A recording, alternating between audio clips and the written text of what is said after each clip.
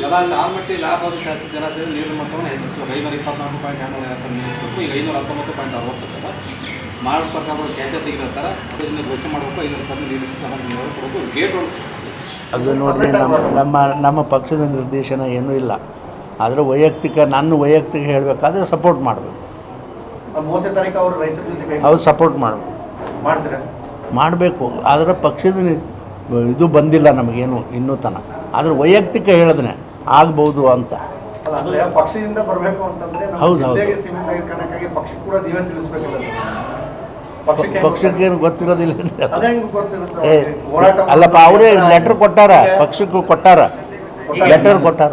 ಎತ್ತರ ಮಾಡೋದು ಈಗ ಕೇಂದ್ರ ಸರ್ಕಾರದ ನೋಟಿಫಿಕೇಶನ್ ಮಾಡಬೇಕಾಗಿದೆ. ಅದು ಪೆಂಡಿಂಗ್ ಇರೋದ್ರಿಂದ ಇದು ಆಗ್ತಾ ಇಲ್ಲ ಕೆಲಸ ಅನ್ನುವಂತ ಆರೋಪ ಇದೆ. ಈಗ ಆಯ್ತು ಬಿಡ್ರಿ, ಅದನ್ನ ಯಾವ್ದಕ್ಕೆ ಸುಮ್ಮನೆ ಕೇಂದ್ರ ಸರ್ಕಾರ ಒತ್ತಡ ಹಾಕಬೇಕು ಅಂತೇಳಿ ಡಿ.ಕೆ. ಶಿವಕುಮಾರ್ ಅಲ್ರಿ, ಅಲ್ಲ ಎಲ್ಲರೂ ಒತ್ತಡ ಹಾಕ್ಯಾರಲ್ಲ, ಆಗ್ಯದೇನು? ನಾ ಈಗ ಒಬ್ಬ ಒತ್ತಡ ಹಾಕಿದ್ರೆ ಆಗ್ತದ? ಇಡೀ ರಾಜ್ಯದ ಜನರೇ ಒತ್ತಡ ಹಾಕ್ಯಾರ ಅದನ್ನು ಎತ್ತರಿಸ್ಬೇಕು ಅಂತೇಳಿ. ಈಗ ಇವರಿಗೆ ರೊಕ್ಕ ಇಲ್ಲ, 1 ಲಕ್ಷ ಕೋಟಿ ರೊಕ್ಕ ಬೇಕಲ್ರಿ. ಈ ಪರಿಹಾರ ರೈತರು ಕೊಡೋದು ಬೇಡ, ಜಮೀನುಗಳು ಮುಣುಗ್ತಾವೆ, ಹಳ್ಳಿಗಳು ಮುಣುಗ್ತಾವೆ.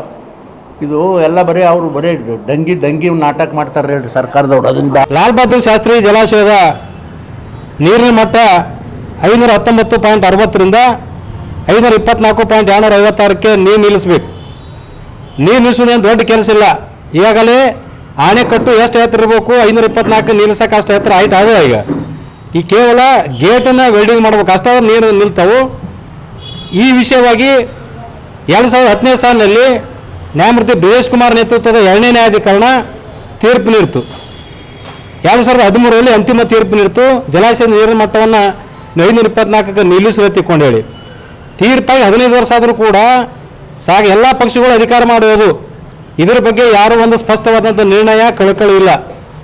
ವಿಜಯಪುರ ಜಿಲ್ಲೆ ಮತ್ತು ಬಾಗಲಕೋಟೆ ಅವಳಿ ಜಿಲ್ಲೆಯ ರೈತರಂದ್ರೆ ಸಂಪೂರ್ಣ ಕಡೆಗಣಿಸ್ಬಿಟ್ಟಾರ.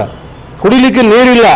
ಇವತ್ತು ದೇವ್ರ ಹೊರ ಕೊಟ್ಟರು ಪೂಜಾರಿ ಹೊರ ಕೊಳ್ಳದಂಗೆ ಇವತ್ತು ನ್ಯಾಯಾಲಯದ ತೀರ್ಪಾದರೂ ಕೂಡ ಇವರು ಆಲಮಟ್ಟಿ ಡ್ಯಾಮ್ ನೀರಿನ ಮಟ್ಟ ಎತ್ತರಿಸೋಕ್ಕಾಗಲ್ಲ ಅಂತಂದ್ರೆ ಇವ್ರಿಗೆ ಏನು ಅಧಿಕಾರ ಯಾಕೆ ಮಾಡಬೇಕು? ಇವರು ರೈತರಿಗೆ ಏನು ಬೇಕು, ಮುಖ್ಯವಾಗಿ ಅದನ್ನು ಮಾಡಬೇಕು.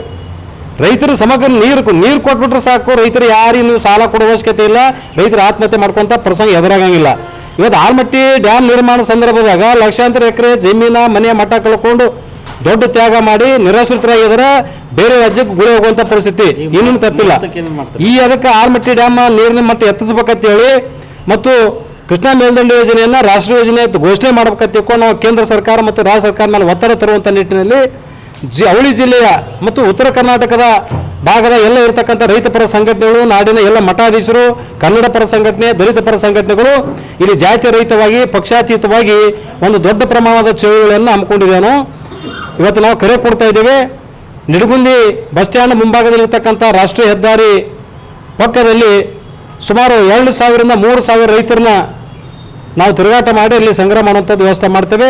ಈ ಜೊತೆಗೆ ಎಲ್ಲ ನಾಡಿನ ಪ್ರತಿಷ್ಠಿತ ಮಠಾಧೀಶರು ಅವರು ಕೂಡ ಭಾಗವಹಿಸ್ತಾರೆ. ಈಗಾಗಲೇ ನಮಗೆ ಅವಳಿ ಜಿಲ್ಲೆಯ ಮಾಜಿ ಶಾಸಕರು ಕೂಡ ನಮಗೆ ದೂರವಾಣಿ ಮೂಲಕ ಸಂಪರ್ಕ ಮಾಡಿ ನಾವು ರೈತರ ಮಕ್ಕಳೇ, ನಾವು ರಾಜಕೀಯವಾಗಿ ಬರೋದಿಲ್ಲ, ರೈತರ ಮಕ್ಕಳು ತಿಳ್ಕೊಂಡು ನಾವು ಬರ್ತೀವಿ ಅಂತ ಹೇಳಿದ್ದಾರೆ. ಅವ್ರಿಗೆ ಸ್ವಾಗತವನ್ನು ಮಾಡ್ತೇವೆ. ಯಾವುದೇ ಕಾರಣಕ್ಕೂ ಇಲ್ಲಿ ರಾಜಕೀಯ ನಾವು ತರುವಂಗಿಲ್ಲ, ಅದಕ್ಕೆ ಅವಕಾಶವನ್ನು ನಾವು ಕೊಡೋದಿಲ್ಲ. ಯಾಕೆ ಇದು ರೈತರ ಹೋರಾಟ ಇದೆ, ರೈತರ ಒಂದು ಬದುಕು, ರೈತರ ಉಳಿವಿಗೋಸ್ಕರ ಹೋರಾಟ ಇದೆ. ಆ ಕಾರಣಕ್ಕಾಗಿ ನಾವು ಅವತ್ತಿನ ದಿವಸ ಆ ಹೋರಾಟವನ್ನು ನಾವು ಭಾಳ ಗಂಭೀರ ಸ್ವರೂಪವನ್ನು ಮಾಡಬೇಕಾಗ್ತದೆ. ಸರ್ಕಾರ ಎಚ್ಚೆತ್ತುಕೊಳ್ಬೇಕು.